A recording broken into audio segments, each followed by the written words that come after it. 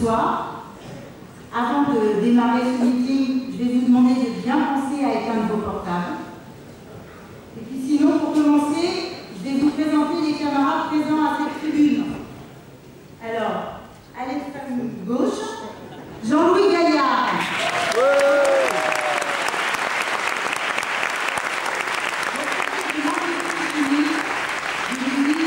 De Romainville. À côté de lui, Florence Vidal.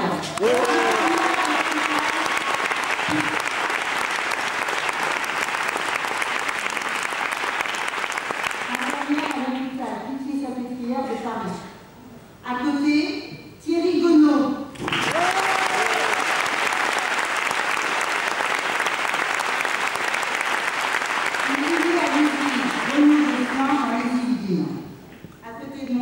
Marina Podgorny, à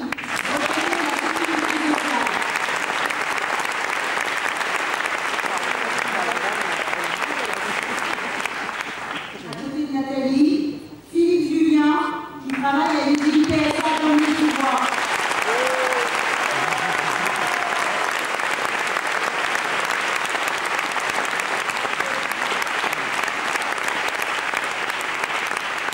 À côté de lui, Ali Kaya, ouvrier lui aussi.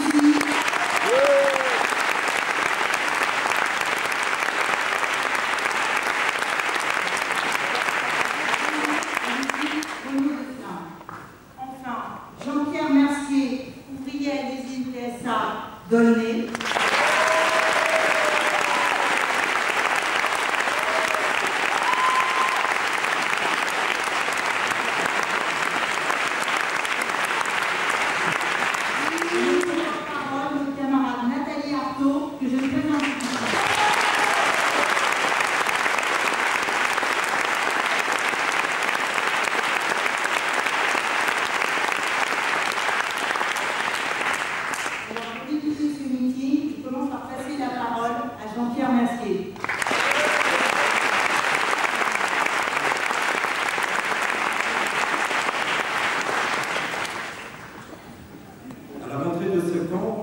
Les différents membres du gouvernement et jusqu'à François Hollande lui-même se sont félicités et congratulés des chiffres du chômage pour le mois d'août. Un ministre a même parlé de bout du tunnel et Hollande lui-même a expliqué qu'on y était presque. Bon, en réalité, quelques jours plus tard, on apprenait que la petite baisse du chômage constatée en août était essentiellement due à un bug informatique chez SFR. Notons que c'est bien la première fois que SFR, qui a licencié 1100 travailleurs l'année dernière, fait baisser le chômage.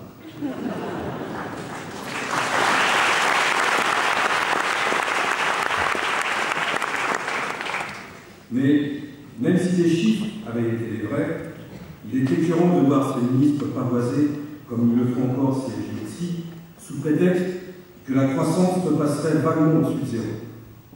On y est presque, selon Hollande. Mais où? À la fin du chômage de masse? Au plein emploi? À la fin de la misère pour des millions de travailleurs? Bien sûr que non. Leurs échéances à eux sont beaucoup plus courtes. Mais, de toute façon, nous les travailleurs, nous n'avons pas besoin des chiffres truqués fournis par le gouvernement pour suivre l'évolution de la courbe du chômage. Nous n'avons pas besoin de graphiques pour constater les fils qui s'allongent à la porte des pôles emploi, pour voir, dès qu'une offre d'emploi est publiée, 100, 200, 1000 chômeurs venir postuler pour un seul poste. Ou pour le vivre, tout simplement, lorsque nous ou un de nos proches se retrouve à la porte. Nous n'avons pas besoin de statistiques pour voir, pour sentir les conséquences de ce chômage de masse qui touche aujourd'hui plus de 5 millions de travailleurs. Ce sont d'abord tout simplement les conditions de vie qui se dégradent. Il y a des effets moins directement visibles du chômage, mais tout aussi dramatiques. Le chômage, l'inactivité forcée, la pauvreté, le manque de toute perspective de trouver un emploi correctement payé lorsqu'on est jeune, cela amène aussi la montée de l'individualisme, du chacun pour soi, de la débrouille individuelle pour essayer de s'en sortir, et dans leur sillage, la montée de la violence dans les quartiers et les villes populaires. C'est tout ça qui fait du chômage le problème le plus important, le plus grave, le problème qui mine, qui ronge la société de l'intérieur comme un cancer. Absolument rien. À aucun moment, le gouvernement ne s'est opposé, ni même fait semblant de s'opposer au plan de licenciement, aux fermetures d'usines qui se succèdent, de PSA Air France, de EIS à Siemens, Alcatel aujourd'hui avec ses 10 000 emplois supprimés dans le monde, dont 900 en France, sans compter les centaines de PME qui ferment et jettent tout le monde dehors sans que cela fasse la une de l'actualité. Et l'on en sait quelque chose à PSA, où l'usine d'Aulnay où je travaille est en train de fermer pendant que Hérault, Montbourg, Sapin et les autres regardent ailleurs, quand ils ne rayent pas les mensonges cyniques du PDG Varin qui prétend que tous les ouvriers sont recasés. La vérité, c'est que le gouvernement laisse faire. Il aide même le patronat à licencier. Il aggrave cette maladie qui met en danger la société tout entière. Alors s'il y a un jour une bataille pour l'emploi dans ce pays, ce ne sera pas le gouvernement qui l'amènera, ni celui-là, ni le prochain. Ce seront les travailleurs qui amèneront cette bataille sur leur terrain, le terrain qui puisse être efficace face au patronat, celui des luttes, celui des grèves.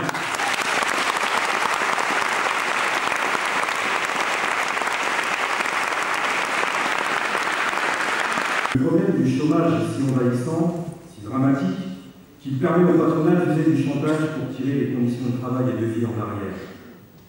Dans une famille, quand on arrive au chômage, parfois les enfants aussi, et que seule la femme travaille, quand sur le palier d'en face de l'immeuble, on voit ses voisins, frappés par un plan de licenciement il y a quelques années, s'enfoncer lentement dans la misère, jusqu'à ne même plus avoir l'énergie de chercher quelque chose. Les voisins à qui on vient de couper l'électricité et qui ne mangent que grâce au colis d'aide sociale. Cette situation pèse lourd, très lourd dans la classe ouvrière. Parce que les travailleurs n'ont aucune raison de payer les pots cassés par les patrons. Et ensuite, parce que le plus souvent, les patrons imposent tous ces reculs et ils finissent par licencier quand même. Mais ce qui est sûr, ce que savent les patrons, c'est que les travailleurs ont plutôt sous la gorge, qu'ils ont peur du chômage pour eux et leurs familles, et ils en profitent pour tirer sur la corde le plus possible. C'est ça la stratégie du patronat pour préserver ses profits en pleine crise. Les gens du MEDEF qui passent à la télé sont toujours très forts pour sortir des formules du genre « nous sommes tous dans le même bateau ». Mais sortis des plateaux de télé, dans la réalité, ils usent des armes les plus cyniques, celles du chantage, celles des menaces. Derrière leur discours sur l'unité et la grande famille de l'entreprise, ils mènent la lutte de classe contre les travailleurs. Aujourd'hui, cette lutte de classe, le patronat la mène au nom de la compétitivité. La compétitivité, c'est le nouveau mot que patrons, ministres, économistes, journalistes et même certains syndicalistes répètent une centaine de fois par jour jusqu'à la nausée. Ces dernières années, s'il y a une chose que les patrons ont essayé d'enfoncer dans les esprits à coups de marteau, c'est cette idée que l'avenir de l'économie, de ces travailleurs et de ces chômeurs, de ces jeunes et de ces vieux, dépendrait de cette fameuse compétitivité des entreprises et que l'augmentation de la compétitivité devait être le seul et unique objectif de toutes les politiques publiques. Oui.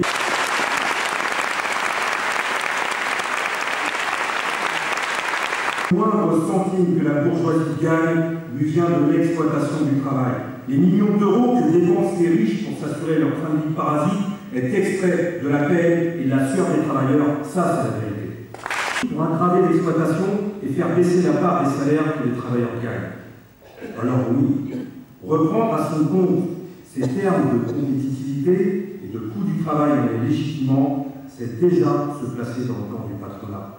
Et se laisser convaincre de cette idée lorsqu'on est un travailleur est pire encore.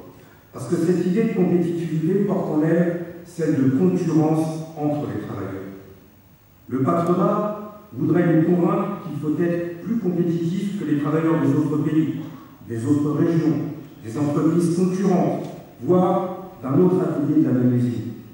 Dans certaines entreprises, les patrons en sont même à distribuer des primes de compétitivité, individuelles évidemment, pour pousser chaque travailleur à essayer de trier plus dur, plus vite, dans de plus mauvaises conditions que son propre voisin de travail.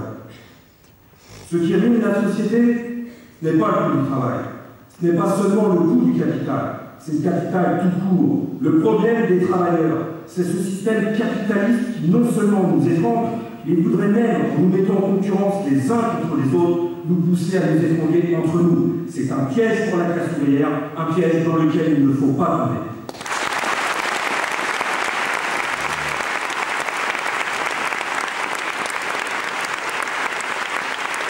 Et quand je dis l'aide, je suis encore en dessous de la vérité. Tout récemment, un compte du MEDEF déclarait dans la presse avec satisfaction: nous avons rarement eu autant de réunions au ministère pour la préparation de mon budget. Autrement dit, pour chaque point du budget 2014 actuellement en discussion au Parlement, le patronat a été consulté pour voir si tout lui convenait, s'il ne risquait pas d'être mécontent de quoi que ce soit. Par contre, pour les travailleurs, l'addition sera particulièrement salée entre la hausse de la TVA, l'augmentation des impôts de 14 milliards, l'augmentation du nombre de foyers populaires qui deviennent imposables, etc., etc. En langage gouvernemental, cela s'appelle la lutte contre les déficits publics. Ce budget, comme les précédents, est un budget qui sert les intérêts du patronat et attaque les intérêts des classes populaires. Depuis des années, le patronat réclame que soit réformé le Code du travail. Ce n'est pas que le Code du travail soit très contraignant pour les patrons, mais c'est encore trop court. Le MEDEF, en janvier dernier, a signé avec certains syndicats un accord sur le dos des travailleurs, l'accord national interprofessionnel, l'ANI. Sur demande du MEDEF, le gouvernement de Hollande l'a copié et collé dans un texte de loi qui est devenu la loi de sécurisation de l'emploi. Cette loi fait reculer de plusieurs dizaines d'années les droits des travailleurs en facilitant les licenciements, en autorisant les patrons sans contrepartie à baisser les salaires, à muter les travailleurs de force d'une usine à l'autre, à rendre les CDI plus précaires. Il n'a évidemment pas fallu attendre longtemps pour voir les patrons s'entrer dans la brèche et tenter de l'appliquer dans les grandes entreprises. Ils l'ont testé au printemps dernier chez Renault. À PSA, en ce moment même, la direction est en train de tenter d'imposer des reculs considérables pour les salariés en s'appuyant sur la loi votée par les socialistes et l'UMP. Baisse nette des salaires, mutation forcée sous peine de licenciement, heures supplémentaires non payées, etc., etc. Mais les travailleurs de Peugeot n'ont peut-être pas dit leur dernier mot. Depuis plusieurs semaines déjà, des débrayages ont lieu dans toutes les usines du groupe et tout ce que l'on peut espérer, c'est qu'ils se développeront et s'amplifieront.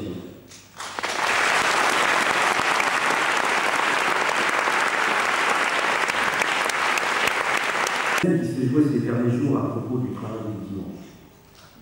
Parce qu'un tribunal a rappelé à des grandes entreprises de bricolage qu'il était interdit d'ouvrir le dimanche, on a assisté à une véritable campagne de la presse patronale et d'une partie de la droite pour dénoncer cette épouvantable atteinte à la liberté du travail.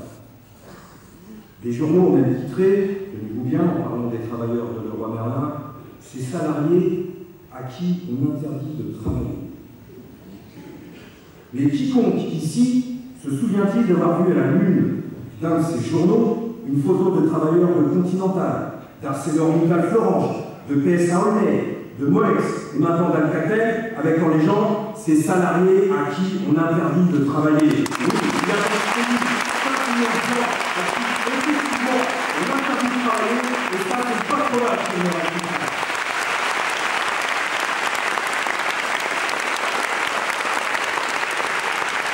Les femmes qui vendent des parfums chez Sephora à 1h du matin font ça parce qu'elles n'ont pas envie de se reposer chez elles, en famille. Que les salariés qui vendent des marteaux et gagnent des clous le dimanche chez Leroy Merlin le font par amour des métiers de la vente.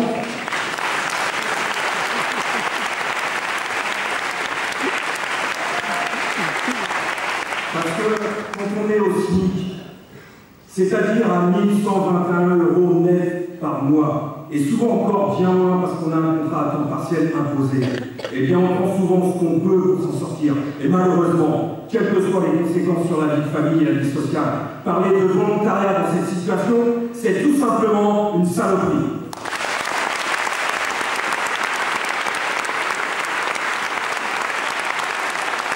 À Lutte ouvrière, nous ne faisons pas du repos dominical un principe. On va pas à la messe. À l'origine de l'interdiction du travail du dimanche, il y a la volonté du patronat et du clergé d'inciter fortement les travailleurs à aller à la messe le dimanche afin de les garder sous l'influence de la religion qui prêchait la soumission. Une société qui ne serait pas basée sur le profit pourrait mettre en place une toute autre organisation des services de la vie sociale et des journées de congé. Mais cette arrogance du patronat, jusqu'à cette façon qu'ils ont de dire « c'est contre la loi, les tribunaux nous l'interdisent, rien à faire, on ouvrira quand même ». Ça, c'est une façon pour eux d'affirmer qu'ils sont les maîtres, que la loi ne s'applique pas à eux. C'est une façon de montrer qu'ils entendent exercer leur dictature sur la société sans que personne, ni syndicats, ni tribunaux, n'aient le droit de protester. Il est sans doute vrai que ni les appareils syndicaux, ni les tribunaux ne peuvent remettre en cause la dictature patronale. Mais la classe ouvrière, elle le peut, c'est même la seule force qui soit réellement capable de le faire.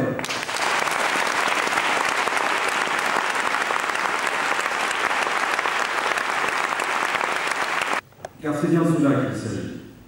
Le problème du monde du travail aujourd'hui, c'est de s'attaquer à la dictature qu'exerce le grand patronat sur l'ensemble de la société. De comprendre que, de toute façon, les intérêts de l'immense majorité de la population ne peuvent être défendus qu'en s'attaquant à ceux de cette petite minorité qui exploite tous les autres. Patrons et politiciens expliquent à longueur de journée que réclamer la fin du chômage de masse et l'augmentation des salaires serait irréaliste, utopique. Mais ce n'est pas ça qui est utopique. Ce qui est réellement utopique, c'est de penser que l'on puisse à la fois préserver les profits et le niveau de vie du monde du travail, les bénéfices de la grande bourgeoisie et les salaires. Dans cette société divisée en classes, les intérêts des uns ne sont pas compatibles avec ceux des autres. Ils sont fondamentalement opposés. En d'autres termes, pour que les uns s'en sortent, il faut que les autres payent d'une façon ou d'une autre. La situation actuelle l'illustre parfaitement. Malgré la crise, la grande bourgeoisie est plus prospère, plus riche, plus fortunée que jamais. Pendant la seule année dernière, les 500 familles les plus riches du pays ont trouvé le moyen d'augmenter leur fortune de 25%. Les 10 premières familles, à elles seules, les Bettencourt, Arnaud, Dassault, Bolloré et autres Muliège, ont gagné 30 milliards d'euros en un an. Mais l'augmentation de ces fortunes ne s'est pas faite toute seule. Elle s'est faite par le recours au chômage, par l'aggravation des conditions de travail des salariés, sans parler des milliards ponctionnés par ces grands bourgeois sur l'argent public.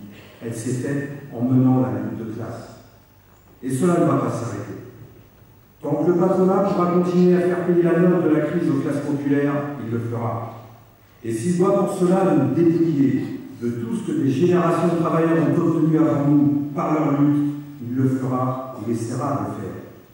À chaque fois que les patrons obtiennent un nouveau recul en leur faveur, ils en exigent aussitôt un autre. Ils continueront tant que les travailleurs ne les arrêteront pas. Et face à cela, il serait illusoire d'espérer faire accepter à la bourgeoisie la conservation des acquis, car pour elle, rien n'est acquis ni définitif. Ce qu'elle a dû lâcher face aux offensives passées du mouvement ouvrier, elle ne renoncera jamais à essayer de le reprendre, même des décennies plus tard. Pour sauvegarder nos vies, pour ne pas se voir rejeter des décennies en arrière, le monde du travail n'a pas d'autre choix que de contre-attaquer. Mais surtout, de contre-attaquer en ne se donnant pas de limites, en n'écoutant pas tous ceux qui lui disent qu'il faut rester raisonnable et réaliste, qu'il faut s'en tenir à ce qui est possible.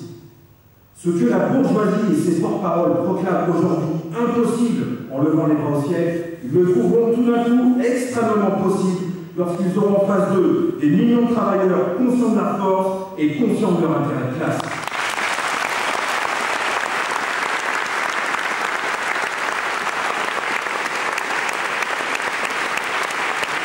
De se laisser exploiter toujours et encore plus, de voir sans cesse baisser les salaires pendant que les prix explosent. Alors nous devons faire le choix de nos vies contre les intérêts de ces gens-là. Quand les patrons mettent une ville à l'agonie en fermant une usine, ils savent ce qu'ils font. Ils se disent c'est eux ou c'est nous, les emplois ou nos bénéfices.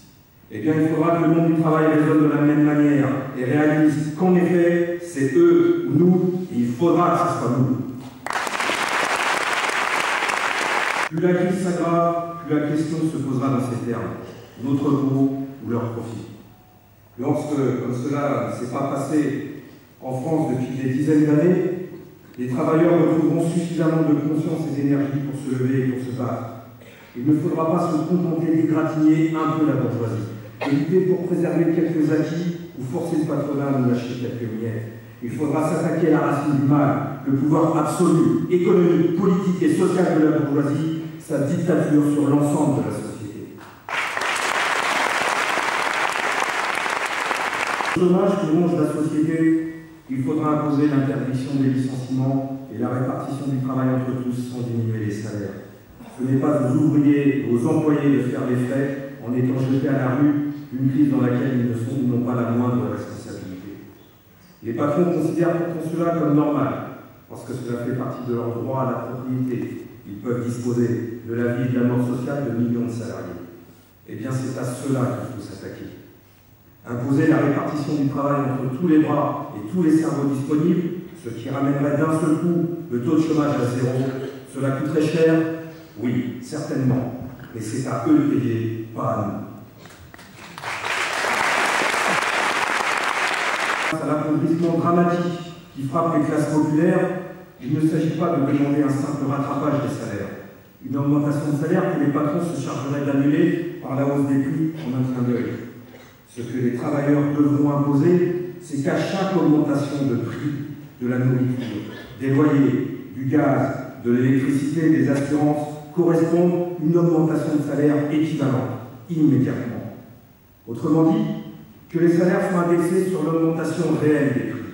C'est le seul, l'unique moyen de préserver le niveau de vie de ceux qui n'ont que leur salaire ou leur pension pour vivre. Et pour les patrons, pouvoir baisser le niveau des salaires est un droit tout aussi sacré que celui permettant de licencier. Un droit qui découle de ce qu'ils appellent la liberté d'entreprendre. La liberté des patrons, c'est la liberté d'appauvrir les gens. C'est une liberté qui est nuisible à l'ensemble de la société en dehors d'eux, alors c'est une liberté qu'il faudra leur ôter. L'appauvrissement de toute une société par les licenciements et l'exploitation est un crime. Un crime social de grande ampleur, et les travailleurs ont 100 fois, 1000 fois le droit moral de le combattre et de l'interdire.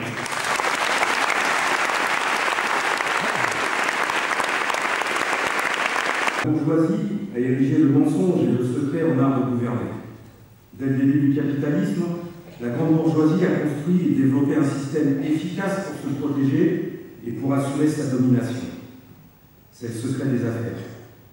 Pour un bourgeois, cacher la vérité sur la situation financière de son entreprise, rendre opaque sa comptabilité, faire que son patrimoine personnel soit inconnu, est le moyen qu'il a mis en place pour protéger sa richesse et son capital. Ça lui permet de pouvoir continuer à mentir afin de justifier, si besoin, de nouveaux sacrifices aux travailleurs, mais surtout, cela le met hors de portée du moindre contrôle de quiconque. La première bataille que devront mener les travailleurs sera de briser ce rempart derrière lequel se protège la bourgeoisie, le secret commercial, industriel et bancaire.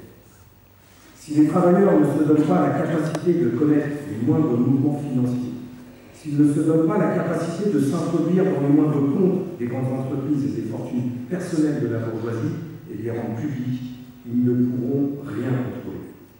S'ils ne peuvent rien contrôler, ils ne pourront rien imposer de durable.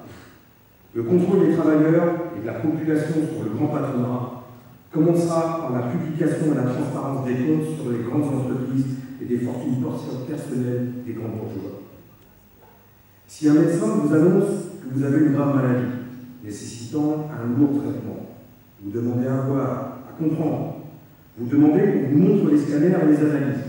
Et quand un patron licencie ou ferme une usine, ou baisse les salaires en prétendant simplement que ça va mal, il faudrait juste le croire sur parole et aller pointer à Pôle emploi. Un exemple parmi d'autres. Dernièrement, les patrons de PSA ont annoncé leur volonté d'aggraver la flexibilité dans leurs usines, en nous imposant des restrictions sur nos congés payés, pour pouvoir produire de façon plus souple afin de réduire les stocks. Leur argument est qu'une journée de stock leur coûterait 70 millions d'euros. On est tous sortis de ce chiffre. Quels moyens avons-nous de le vérifier? Et quand bien même ce serait vrai, comment savoir ce qu'il représente dans la comptabilité réelle de l'entreprise?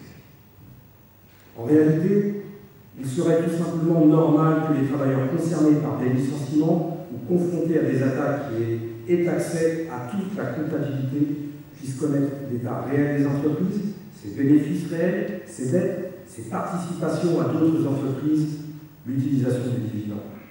Il faudrait que les travailleurs se chargent eux-mêmes d'autoriser les comptables, les informaticiens, les commerciaux, les juristes, les secrétaires, à dire tout ce qu'ils savent, qu'ils se chargent eux-mêmes de les protéger et d'interdire toute sanction contre eux, puisqu'aujourd'hui, un salarié qui divulgue de telles informations est passible non seulement de licenciement, mais même de sanctions pénales. Cela permettrait à toute la société de savoir enfin la vérité sur ce qui se passe derrière les vitres opaques des conseils d'administration. Et l'on s'apercevrait alors, à tous les coups, que les vastes plans de licenciement, que les plans d'attaque contre les travailleurs répondent uniquement à des critères de rentabilité pour assurer un matelas de profit aux actionnaires et qu'il n'y a aucune raison de l'accepter. De la même façon, l'indexation des salaires sur les prix ne serait possible qu'en contrôlant réellement l'évolution des prix, en faisant en sorte que le contrôle soit fait par la population elle-même.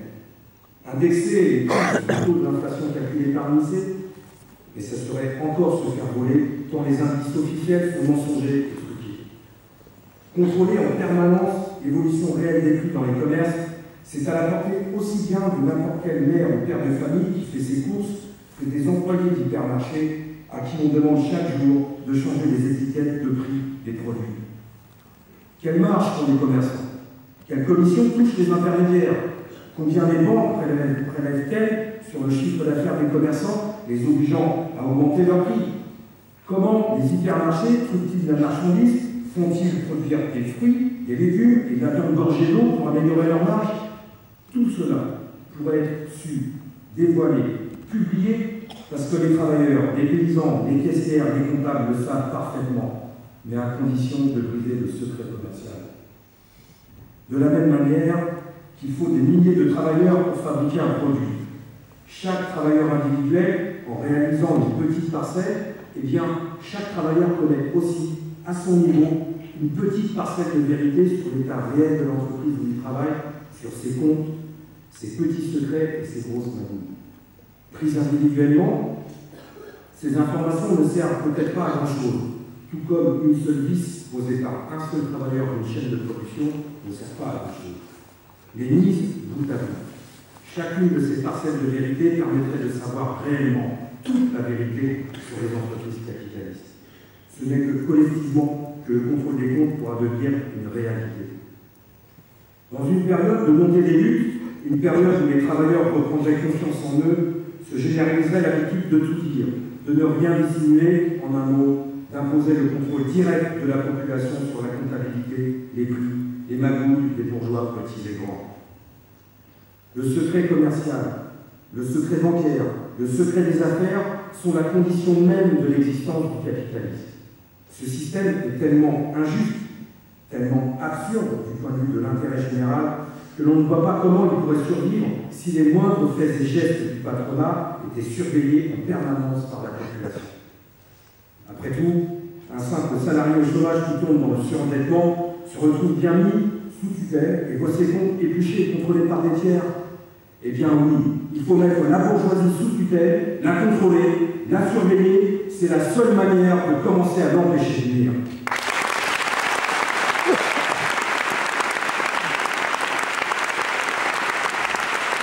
Le plus absurde, le plus invraisemblable dans le système capitaliste, c'est qu'il est nuisible pour tout le monde, excepté la grande bourgeoisie.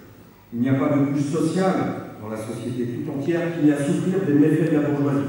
Paysans, commerçants, artisans, petits patrons, même, tous sont victimes à un degré ou à un autre du grand patronat.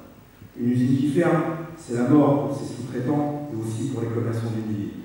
Autrement dit, pour une décision prise dans un conseil d'administration pour faire remonter de quelques pourcents la fortune d'une grande famille bourgeoise, c'est toute la population qui va être menacée de ruine. Alors oui, si le monde du travail se mettait en lutte et s'emparait de ses revendications, il ne défendrait pas seulement son propre droit à la vie, il défendrait aussi les intérêts de l'écrasante majorité de la société. Pour y parvenir, il ne fera pas seulement des luttes, Il faudra que les travailleurs apprennent à revendiquer leurs dûs sans se soucier des conséquences sur les affaires des patrons. La seule perspective pour la classe ouvrière est de se battre pour ses propres intérêts, pour sa survie, quoi qu'il en coûte au patronat.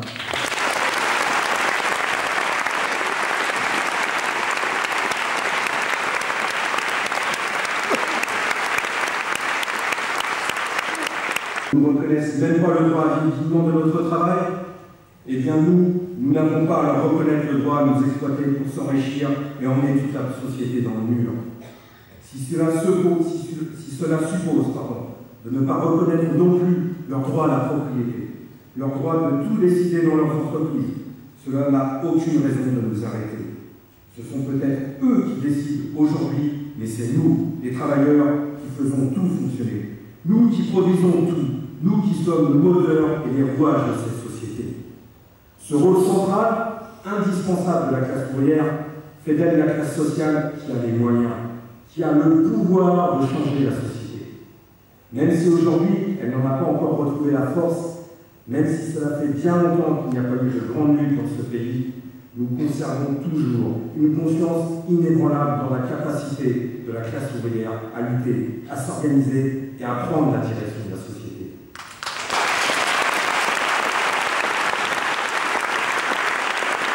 Au début de l'année, pendant 4 mois, nous avons connu une grève à PSA-Humet, une grève longue et dure. Ce n'était qu'un petit mouvement qui n'a entraîné que quelques centaines de travailleurs. Et comme toutes les grèves, elle a montré une fois de plus ce que sont capables de faire les travailleurs quand ils décident d'entrer en lutte. Quelles sont alors leurs capacités d'organisation, de dévouement, de courage, leur capacité de solidarité, leur intelligence collective dans la lutte, leur sens de la démocratie ouvrière qui permet de décider ensemble, leur sens de la discipline qui permet d'exécuter efficacement les décisions prises. Et je le rappelle, ce n'était que quelques centaines de travailleurs. Alors nous n'avons aucun mal à imaginer ce qui se passera quand ce ne seront pas 300, mais 300 000, 3 millions de travailleurs qui se lèveront ensemble et qui réapprendront ensemble ces qualités essentielles qui sont celles du mouvement ouvrier. Ce jour-là, la peur changera de camp, la peur passera dans le camp de la bourgeoisie.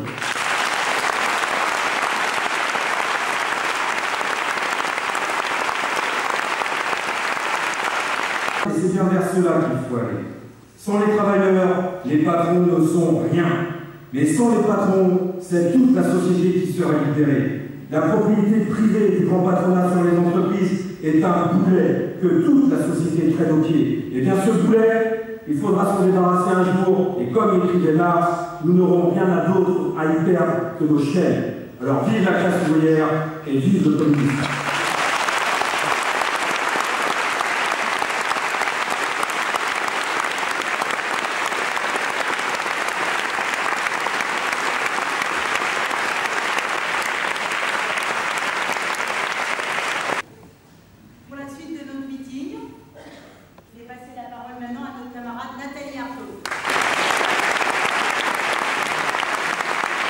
Travailleurs, camarades et amis.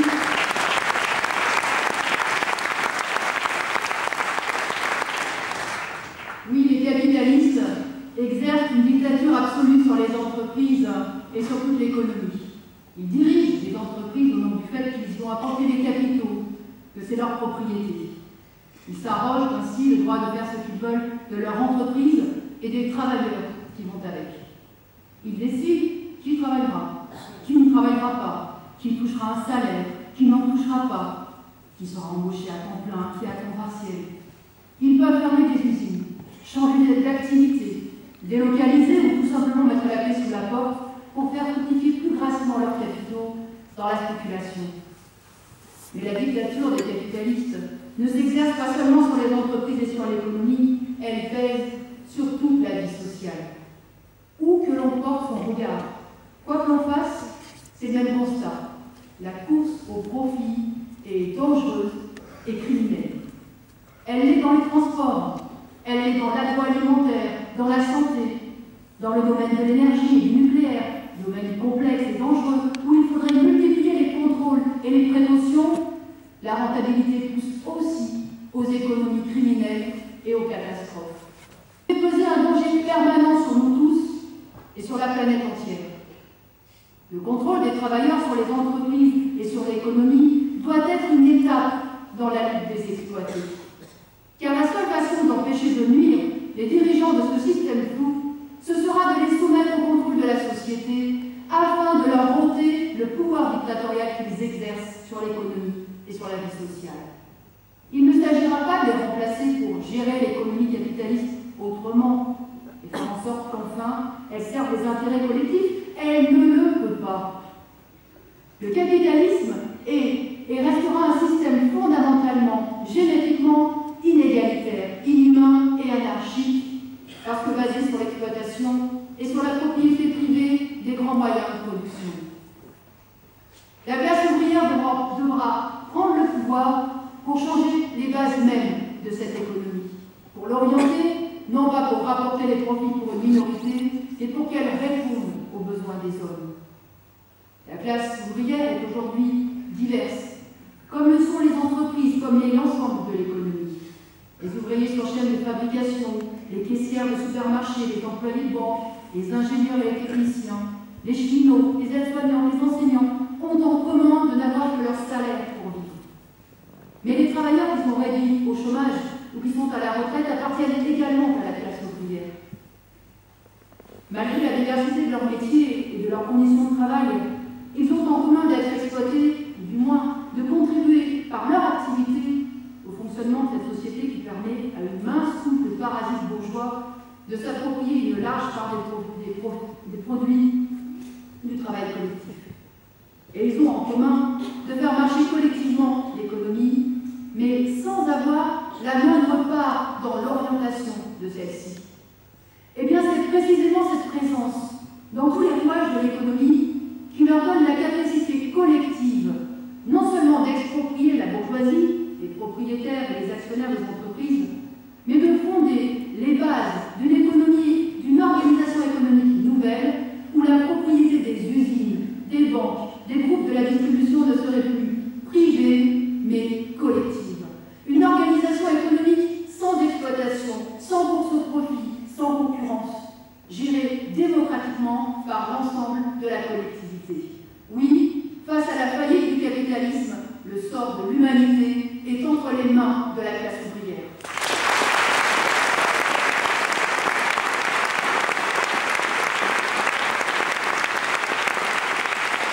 Il a fallu attendre longtemps pour que les premiers ouvriers de la révolution industrielle se révoltent en Angleterre. Pour commencer, ils s'en sont pris aux machines qui les enchaînaient à des cadences et des rythmes de travail insupportables et qui finissaient par leur prendre leur travail. Puis ils se sont tournés contre la bourgeoisie elle-même. Ils se sont battus pour diminuer le temps de travail, pour un salaire digne, pour avoir des assurances face à l'accident, à la maladie, au chômage et à la retraite, pour avoir des congés. Rien de ce qu'ils ont obtenu pour améliorer leurs conditions d'existence n'a été offert par la bourgeoisie. Les travailleurs ont dû tout lui arracher, en luttant. Mais c'est à l'honneur du mouvement ouvrier conscient que d'avoir aussi défendu des idées bien plus générales, celles de la critique radicale de la société capitaliste, de son caractère incontrôlable, anachronique. C'est à l'honneur du mouvement ouvrier conscient d'avoir posé la seule question qui vaille pour les exploiter, à savoir qui doit diriger l'économie et la société, la bourgeoisie ou le prolétariat, et d'avoir répondu et propagé au sein de la classe ouvrière l'idée que c'était aux travailleurs eux-mêmes de diriger. C'est à l'honneur du mouvement ouvrier que d'avoir repris à son compte les idées de Marx et d'Engels. Marx et Engels furent les premiers à mettre en lumière les ressorts de l'exploitation capitaliste. Leur condamnation définitive du capitalisme n'était pas seulement fondée sur une indignation morale, mais sur une analyse du fonctionnement du capitalisme.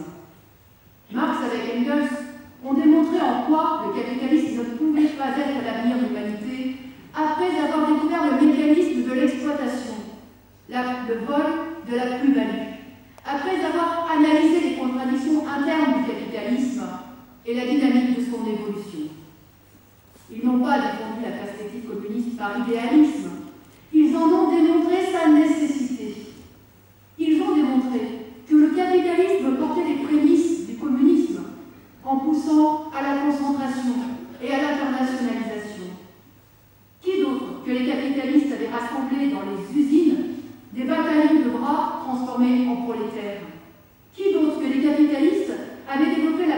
à grande échelle, brisant le commerce et l'artisanat parcellaire. Qui d'autre que les capitalistes avaient de fait collectivisé la façon de produire? C'est sur la base de la propriété privée et poussée en permanence par la recherche du profit privé que les capitalistes ont socialisé la production, qu'ils ont rendu les processus de production interdépendants à l'échelle régionale, nationale et aujourd'hui mondiale. C'est le capitalisme lui-même qui a créé les bases économiques d'une organisation collective de la production. Mais en même temps qu'œuvrent ces puissantes forces d'unification, la direction de l'économie reste entre les mains de quelques-uns, les propriétaires privés des capitaux. Et cette propriété privée des capitaux qui empêche toute gestion collective de production, toute coordination, toute organisation consciente de l'économie. Marx, le premier, a révélé cette contradiction fondamentale du capitalisme qui en fait un système ingouvernable. Il a démontré que les crises économiques, nombreuses déjà à son époque, ne sont pas des accidents, mais la seule façon qu'a l'économie pour se réguler, la seule façon d'équilibrer la production et la consommation, en adaptant après coup la production à la consommation solvable. L'apport de Marx a été de décrire les tendances naturelles du capitalisme et d'en dégager l'aboutissement ultime. La classe ouvrière, la classe exploitée fera accoucher la société capitaliste d'une nouvelle société fondée sur la propriété collective et la gestion collective de l'économie.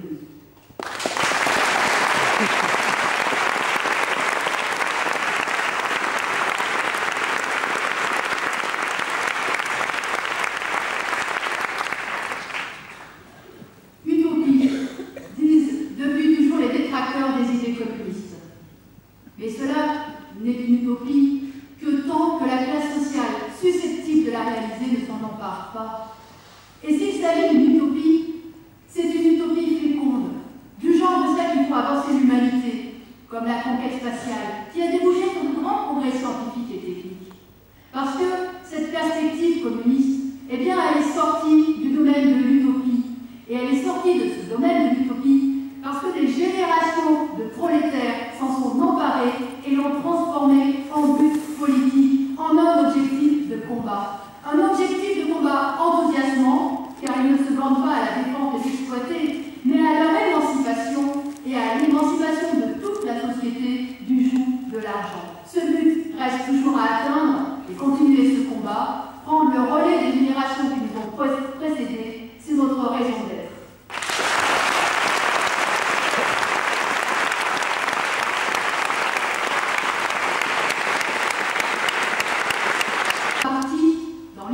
L'émancipation des travailleurs fera l'œuvre des travailleurs eux-mêmes. Les travailleurs se sont dirigés en force politique. Ils ont appris à s'organiser et à se diriger. Ils l'ont fait à travers de petites et de grandes luttes, dans des affrontements avec la bourgeoisie et avec son État, dans des grèves, dans des manifestations, mais aussi au travers de batailles politiques, y compris électorales. Ils se sont donné une multitude de formes d'organisation, des mutuelles, des syndicats aux partis politiques, jusqu'aux organisations militaires, piquets de grève et milices ouvrières. Ils ont eu des succès, mais bien plus encore des défaites. Mais une expérience formidable s'est accumulée au fil du temps. Une des plus belles réussites du mouvement ouvrier fut le Parti social-démocrate allemand, qui fut, au tournant des 19 et 20e siècles, le plus puissant parti ouvrier de son époque, la colonne vertébrale de l'internationale socialiste. Le Parti social-démocrate allemand a organisé dans ses rangs des dizaines de milliers de militants ouvriers, a envoyé au Parlement plus d'une centaine de députés qui se revendiquaient de la révolution sociale. Il a édité des dizaines de journaux, a construit et animé la plupart des syndicats d'Allemagne, mais aussi des coopératives et de multiples associations. Il a influencé des millions de travailleurs. Pas plus en Allemagne que dans les autres pays, l'idée que le prolétariat formait une classe avec des intérêts politiques distincts de ceux des autres classes n'allait de soi. L'idée que la classe ouvrière devait postuler à prendre la direction de la société non plus. Les facteurs de division ne manquaient pas au sein du jeune prolétariat allemand. Le particularisme de toutes sortes, le nationalisme, les divisions religieuses étaient répandues.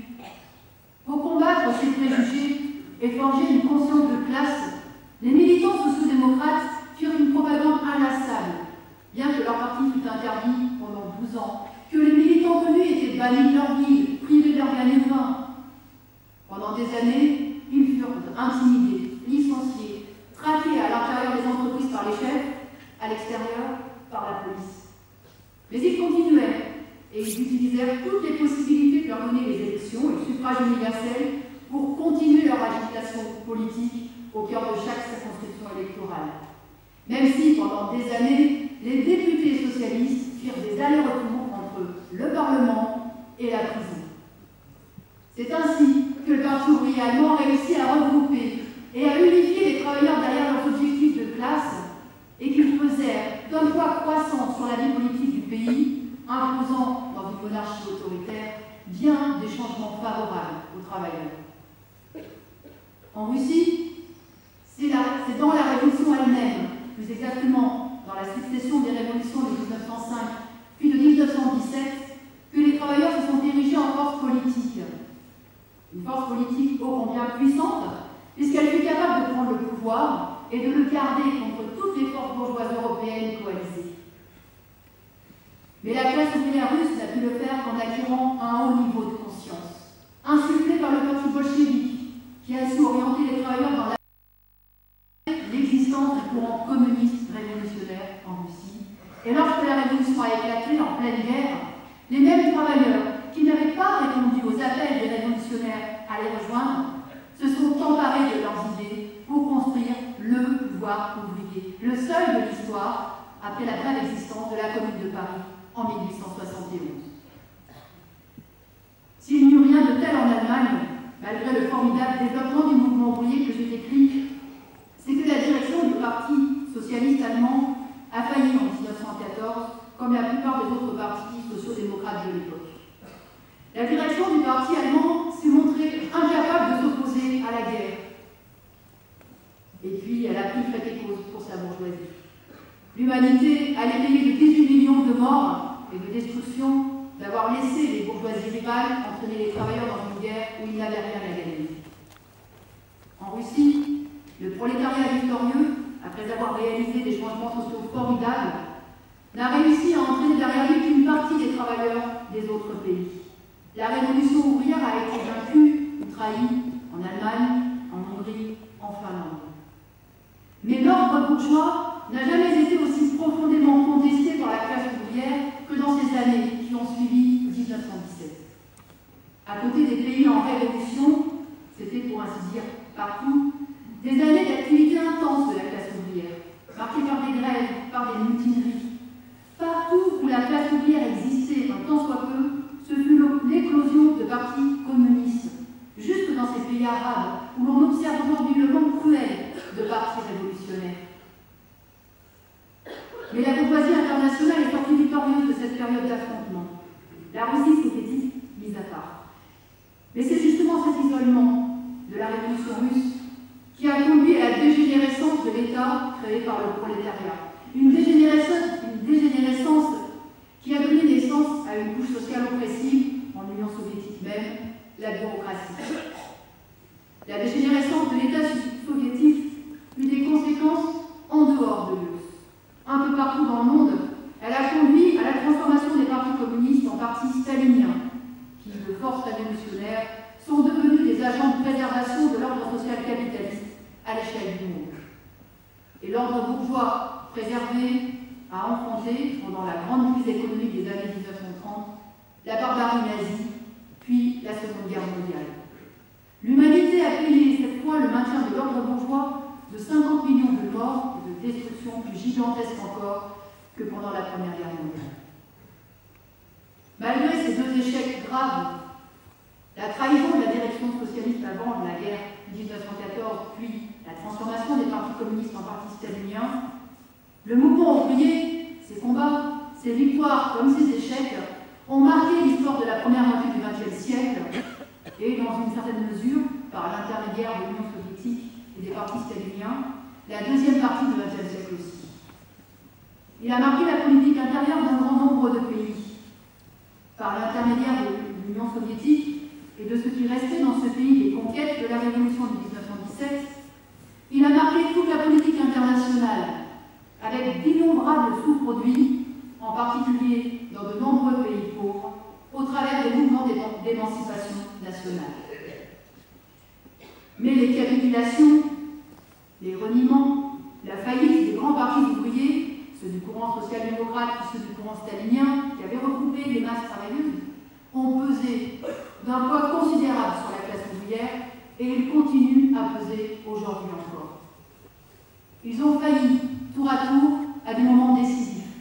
Cela a joué un rôle majeur dans le fait que malgré une succession de crises qui ont exprimé l'impasse du capitalisme, notamment lors de la grande crise sociale des années 30, la classe ouvrière n'a pas poussé son combat jusqu'à son aboutissement ultime, c'est-à-dire jusqu'au renversement du pouvoir de la bourgeoisie à l'échelle du monde. Mais la classe ouvrière n'a que 150 ans d'âge, et dans bien des pays, elle est plus jeune encore. Prendre le pouvoir à l'échelle internationale et s'atteler à la tâche de transformer de fond en comble la société est une tâche gigantesque. Il s'agit d'un combat pour changer le monde de base. Comme dans tout combat, il y a des capitulations et des trahisons. Elles peuvent retarder le cours de l'histoire, mais elles ne peuvent pas l'arrêter.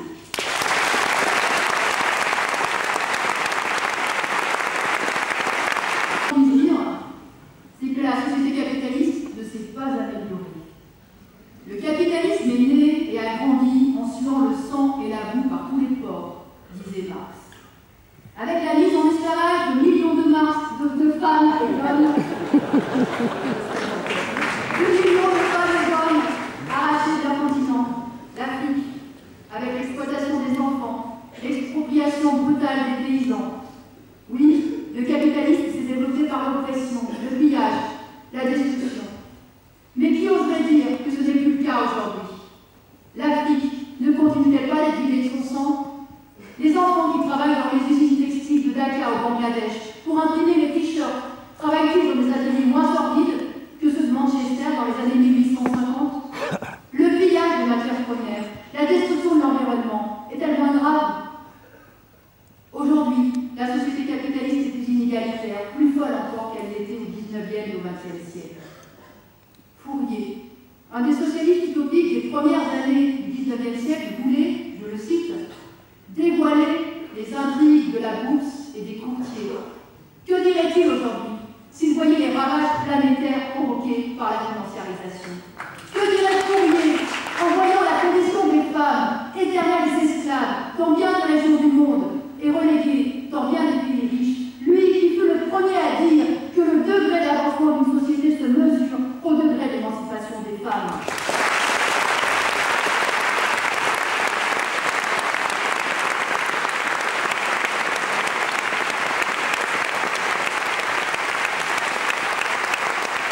L'économie capitaliste, même dans ces périodes de croissance, n'a résolu aucun de ces problèmes, à commencer par celui du sous-développement. On en est à dépenser des millions pour élever des barbelés et transformer l'Europe en une forteresse, pour intercepter les bateaux de clandestins en Méditerranée, sans pour autant empêcher les milliers de pauvres d'Érythrée, de Somalie, de Syrie de tenter leur chance sur des bateaux de fortune. 300 personnes ont fini leur vie, noyées à proximité de Lampedusa la semaine dernière. Parce que voilà, enfermer les plus pauvres dans leur misère, c'est tout ce dont est capable cette société capitaliste. Quant aux crises, elles sont même encore plus fréquentes, encore plus profondes et plus graves qu'au début du capitalisme. Ce n'est pas que les dirigeants dévoués au capitalisme n'ont pas tiré les leçons des crises précédentes, ils les ont tirées. Ils savent tout des mécanismes de la crise, de ses conséquences. Mais ils ne peuvent pas les empêcher, car les crises sont incontournables, parce qu'elles sont dans la nature même du capitalisme. Cela fait partie des aberrations de cette économie, que de ne pouvoir éviter ces périodes de catastrophe économique, ces moments de chaos et de destruction de richesses et de recul pour toute la société. Depuis le début du capitalisme, les commandes de l'État ont souvent joué un rôle pour enclencher la reprise, et surtout pour préserver les profits de la classe capitaliste. Et dans ces commandes d'État, les commandes militaires, les dépenses d'armement ont joué un rôle de plus en plus important. Lors de la dernière grande crise de l'économie capitaliste, celle qui avait commencé en 1929, le capitalisme s'en était sorti en fin de compte que par les commandes d'armement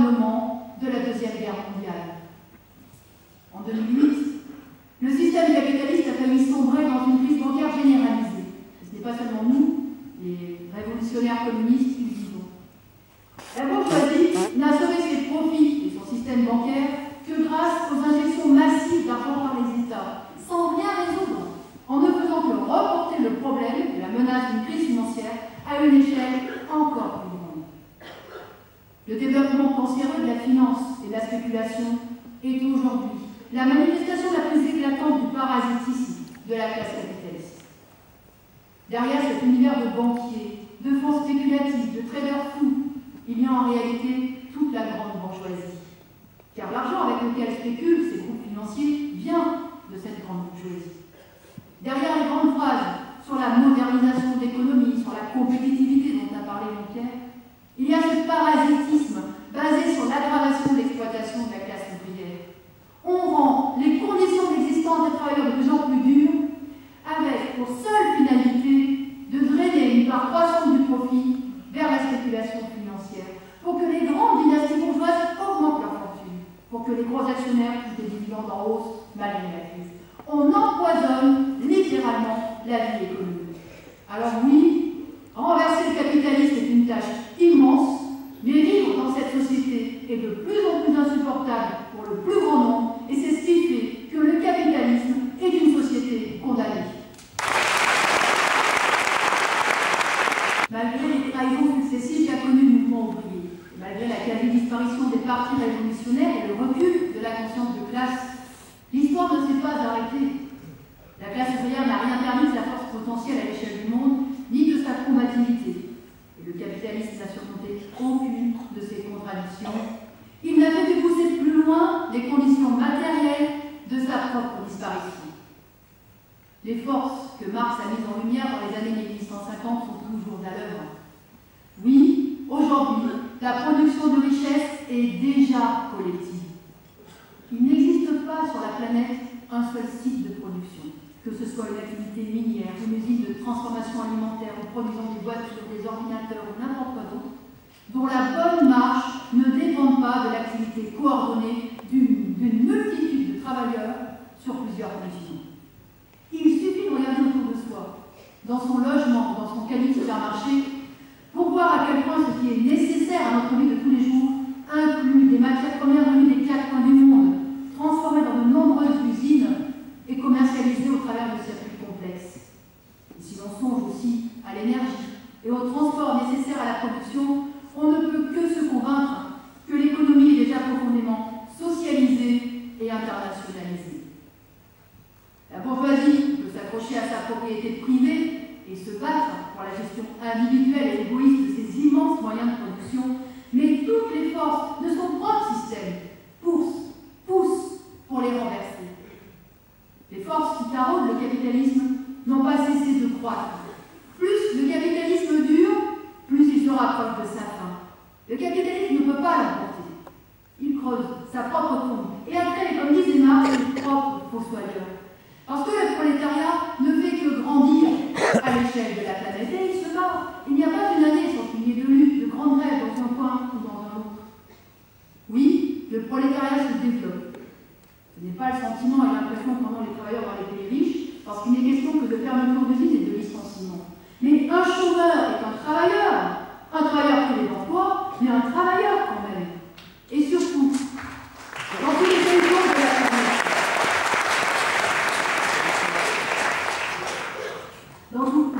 de la planète, où le capitalisme pénètre, il transforme les paysans en prolétaires.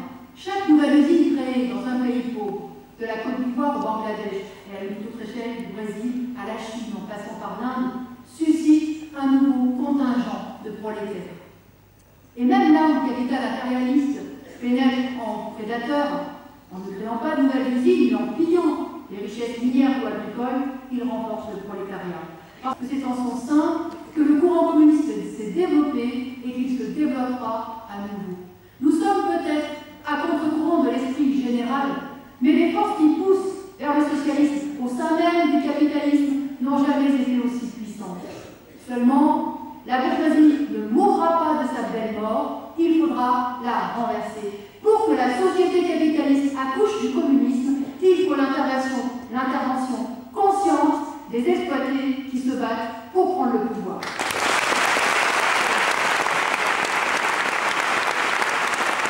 Un décalage immense entre les capacités le rôle historique des travailleurs et leur état d'esprit. Avec le refus du mouvement ouvrier organisé, les travailleurs ont perdu la conscience de leur force et la confiance en leur classe et en leurs idées. Les idées de la bourgeoisie ont remplacé celles des partis ouvriers, y compris dans les rangs des travailleurs. Il n'y a pas à s'en étonner, la bourgeoisie domine sur le plan matériel, mais elle imbibe aussi de ses propres valeurs toute la société. Elle répond à l'individualisme, le chacun pour soi, la compétition. Que la bourgeoisie fasse sa propagande, c'est dans l'ordre des choses. Mais dans le passé, il y avait des partis ouvriers pour prendre le contre-pied de cela. Aujourd'hui, ces mêmes partis font l'inverse. En justifiant leur participation gouvernementale, en justifiant la politique anti-ouvrière qu'ils y menaient, le Parti socialiste et le Parti communiste ont distillé au sein de la classe ouvrière les valeurs et les idées de la bourgeoisie. À cela s'ajoute la politique tout aussi démobilisatrice des directions nationales des syndicats. Au point qu'aujourd'hui, beaucoup de travailleurs, baptisés classe moyenne, considèrent que l'économie doit être compétitive et qu'en fin de compte, l'intérêt des exploités, c'est que les exploiteurs s'enrichissent. Au point aussi que les idées nationalistes et protectionnistes, étrangères au mouvement ouvrier, sont présentées comme des évidences. Au fil de leur passage au gouvernement, le Parti socialiste et le Parti communiste ont annihilé le peu qui restait de la conscience de classe qu'ils avaient contribué à développer il y a des décennies. Aujourd'hui encore, le Parti socialiste au pouvoir désoriente les travailleurs. Lorsqu'un Manuel Valls crache ses saletés sur les Roms, c'est un calcul, pas seulement un calcul électoral, mais un calcul visant à diviser les travailleurs, à détourner leur colère vers de plus pauvres qu'eux, pour éviter qu'il y ait un éclat contre les riches et leur personnel politique. L'attraction du vote Front National au sein de la classe ouvrière, quelles qu'en soient les raisons ou les prétextes invoqués, nous donne aussi la mesure du recul de la conscience de classe.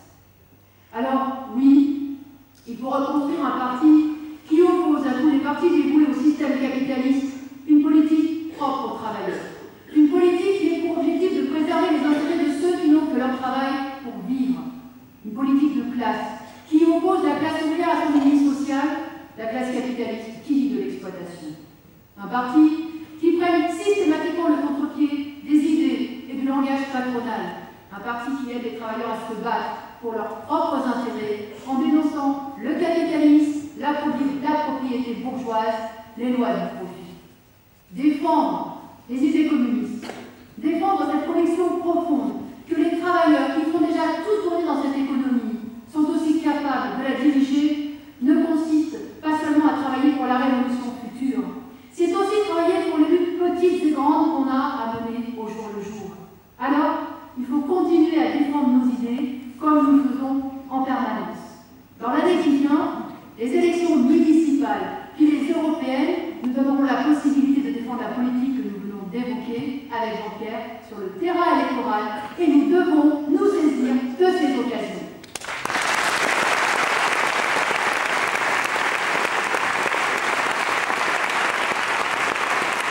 Constitue la première possibilité électorale de rejeter la politique de Hollande et du Parti socialiste. Ces élections sont locales, mais la signification qu'on donnera au vote aura un caractère national.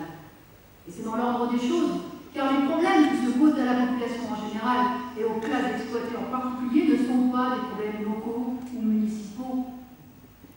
Mais il ne suffira pas de rejeter la politique de Hollande. Mis à part les politiciens de la majorité, et encore, tous les partis politiques appelleront à un vote sanction contre Hollande et le Parti socialiste.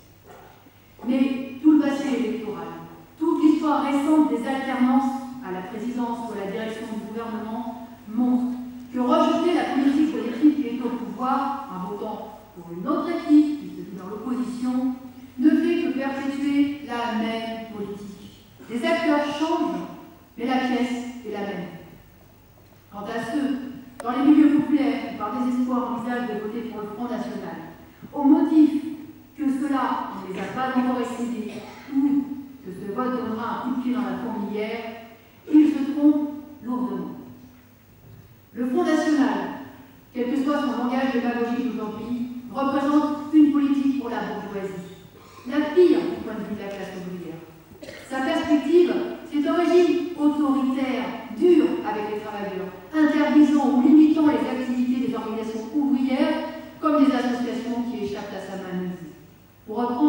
expression utilisée dans la foulée de mai 68, à la place des politiciens pour qui la démocratie consiste en un cause toujours, le Front National représente la politique du ferme ta gueule. Que les petits possédants, les petits bourgeois réactionnaires envisagent de voter pour le Front National est dans l'ordre des choses. D'ailleurs, pour la France de l'électorat qui se détache de l'UMP pour aller vers le Front National, il n'y a pas beaucoup de changements. Mais seuls les plus inconscients ou les plus désorientés des travailleurs peuvent envisager de voter pour le Front National parce que cela revient à se tirer une balle dans le pied. Cela peut se donner bonne conscience en se disant que c'est juste pour un coup, c'est juste pour sanctionner les partis de l'alternance gouvernementale. Mais de toute façon, c'est un mauvais calcul. Les votes venant des pauvres se mélangeront dans l'urne avec ceux qui viennent des réactionnaires les plus infâmes, des petits patrons anti-ouvriers, des nostalgiques des colonies ou de l'OAS, de tous ceux qui, demain, si la crise pousse la bourgeoisie vers l'option fasciste, constitueront les cadres d'une version française d'eau dorée, ce parti néo-nazi grec. Et les votes en faveur du Front National seront certes considérés comme opposés au gouvernement, mais ils seront aussi interprétés comme émanant de gens qui critiquent le gouvernement parce qu'il n'est pas assez réactionnaire, parce qu'il n'est pas assez anti-ouvrier. Alors, nous combattrons les idées du Front National comme toutes les idées bourgeoises, du point de vue des intérêts de la classe ouvrière. Et nous continuerons de dénoncer le Parti socialiste et à l'infiniment plus forte raison l'UMP, même s'ils vont tous se présenter comme des remparts contre le Front National. Vous avez vu que Valls fait un tour de France des régions sinistrées par le chômage, notamment à cause de la politique des socialistes, en prétendant qu'il y va pour combattre le Front National. Eh bien, si nous avons que celui-là comme sauveur, cela finira comme cela finit dans bien des pays où l'extrême droite est arrivée au pouvoir. Alors, bien sûr, nous refusons toute idée de front républicain. Et l'attitude du Parti socialiste et du Parti communiste, qui systématiquement ont voté pour l'UMP contre l'FN, est bien le signe que ces gens-là ont sur les idées fondamentales la même option. La quasi-totalité des courants politiques qui seront présents dans ces élections ont en commun de se situer sur le terrain de la préservation de la société actuelle et du capitalisme. Explicitement ou implicitement, ils considèrent que cette société d'exploitation est la seule possible et que la dictature de la grande bourgeoisie sur l'économie et sur la société constitue le cadre indépassable de la vie politique. Eh bien, pour représenter une opposition ouvrière, lutte ouvrière présentera des listes dans un certain nombre de villes, comme elle présentera des listes dans toutes les circonscriptions des élections européennes. Nous nous présenterons pour exprimer les intérêts du camp des travailleurs, non seulement contre les serviteurs politiques de la bourgeoisie de différentes obédiences, mais aussi et surtout contre la bourgeoisie elle-même et contre l'organisation capitaliste de la société. Nous voulons faire entendre la voix de ce courant du mouvement ouvrier qui considère que les travailleurs n'ont pas à choisir entre tous ceux qui ont pour perspective de perpétuer l'esclavage salarial, mais qu'il faut que dans ces élections, comme dans toute la vie politique, les exploités défendent leurs intérêts pour l'immédiat comme pour l'avenir de la société. Le courant communiste est né de la révolte d'hommes et de femmes qui n'acceptaient pas les inégalités et l'absurdité de ce système. Il a toujours trouvé dans la jeunesse ouvrière et intellectuelle des relais. La jeunesse actuelle doit prendre part à ce combat. Aux jeunes qui sont tournés vers la vie, aux jeunes qui sont frappés par l'inhumanité de notre société et révoltés par l'oppression, mais aussi aux jeunes qui s'enthousiasment des possibilités de la société, à tous ceux qui s'émerveillent du courage de la médecine, à tous les intellectuels attirés par les possibilités immenses des sciences. Nous disons qu'il y a une autre tâche à laquelle il faut s'atteler, une tâche enthousiasmante, qui est de libérer l'ensemble de la société du carcan qui l'ensert et qui l'empêche d'aller de l'avant quand il ne menace pas de la faire sombrer. Ce carcan, c'est le capitalisme. Aux jeunes qui sont nés et ont grandi en communiquant et en échangeant avec les quatre coins du monde, à ces jeunes qui ne pourraient pas envisager leur vie sur la liberté de circuler à l'échelle de la planète, nous disons qu'il ne faut pas accepter le renforcement du nationalisme, des frontières, du racisme et de la xénophobie. La seule façon d'aller de l'avant, la seule façon de combattre oppressions comme les grandes, c'est de libérer l'humanité de la nécessité, de permettre aux exploités de bénéficier des bienfaits créés par le travail commun, non seulement pour assurer les besoins élémentaires de chacun, mais pour pouvoir créer une société juste et harmonieuse. C'est de se battre pour la révolution ouvrière, c'est de lier leur sort à la classe exploitée qui porte en elle la possibilité de réorganiser la société sur des bases collectives et d'écrire une nouvelle page de l'histoire de l'humanité.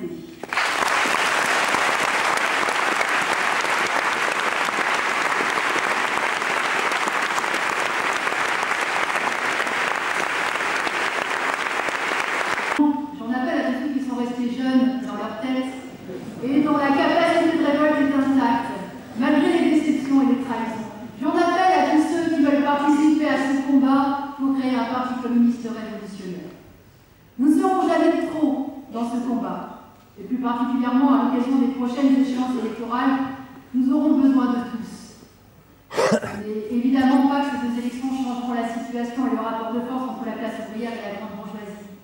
Pour ce qui est des municipales, quoi que puissent raconter les notables locaux pour se faire élire, la couleur politique du conseil municipal ne changera en rien le sort des classes populaires d'une ville. Même le peu de pouvoir dont disposent les municipalités se restreint sans cesse au profit de l'État. Quant à l'État, il mène la politique du grand capital que l'on connaît, une politique sans pitié pour les classes populaires et qui le sera de plus en plus avec la prolongation de la crise. Personne ne peut non plus se faire d'illusions sur ce que peut changer la composition politique du contingent de députés français au Parlement européen. D'autant moins que le Parlement européen n'a pas plus de pouvoir que le Parlement français, c'est peu dire. Les décisions sont prises dans le codicénal des chefs d'État et de gouvernement des pays membres de l'Union européenne, directement soumis à la grande bourgeoisie.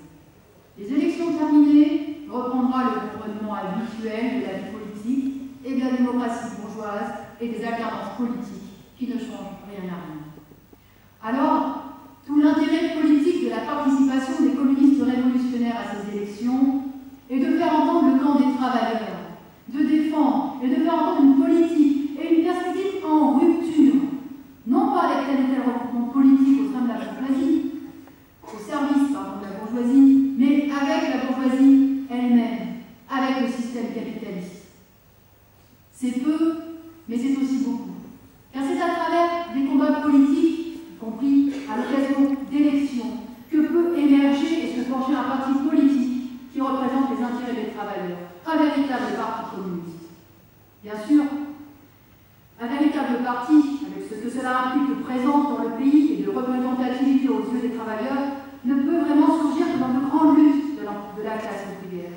Car seule une reprise de confiance des travailleurs en eux-mêmes, une reprise de la combativité peut faire surgir dans les entreprises, dans les quartiers populaires, ces milliers de militants prêts à se consacrer au combat de leur classe sociale.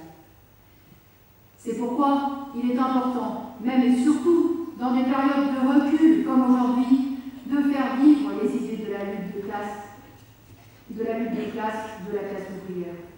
C'est pourquoi il est important de renouer avec le passé du mouvement ouvrier et avec ses expériences. C'est pourquoi il est important de former des femmes et des hommes, une nouvelle génération à ces idées.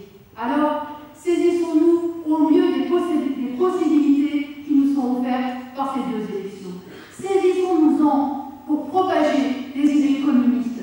Gagnons à ces idées de nouveaux militants, des femmes et des hommes qui, face à la crise de la société capitaliste, cherchent leur voie et ont envie d'agir.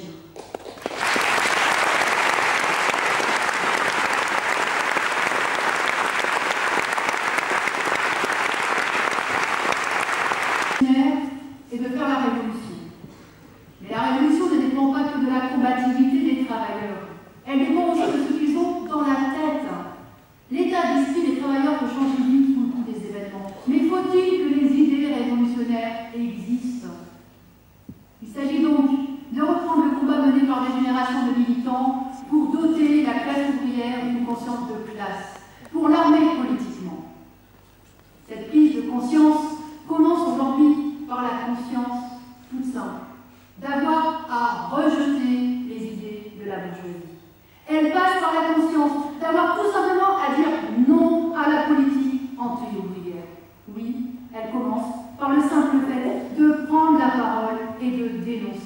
C'est un objectif qui peut sembler bien minime par rapport à notre but de reconstruire un parti qui seul pourrait permettre aux larges masses de renouer avec la conscience de classe.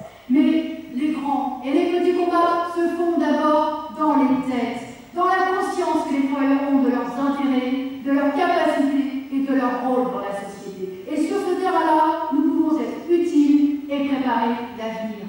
Il y a bien des choses que nous ne pouvons pas faire et pas empêcher.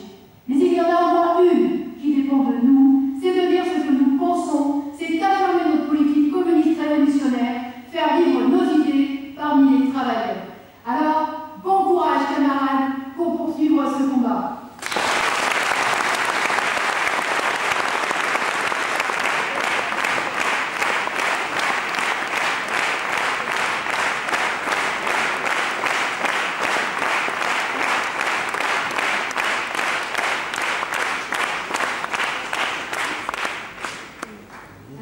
Pour finir ce meeting, je tiens d'abord à vous dire que vous trouverez en sortant des camarades qui font une collecte au drapeau rouge. Et je vous invite à nous aider en donnant à cette collecte. Et même à laisser un moyen de vous contacter pour tous ceux qui veulent nous aider dans les prochaines campagnes électorales. Debout les forces de la faim, la raison donnant son cratère, c'est l'éruption de la fin, du passé faisons table rase, vous l'esclave.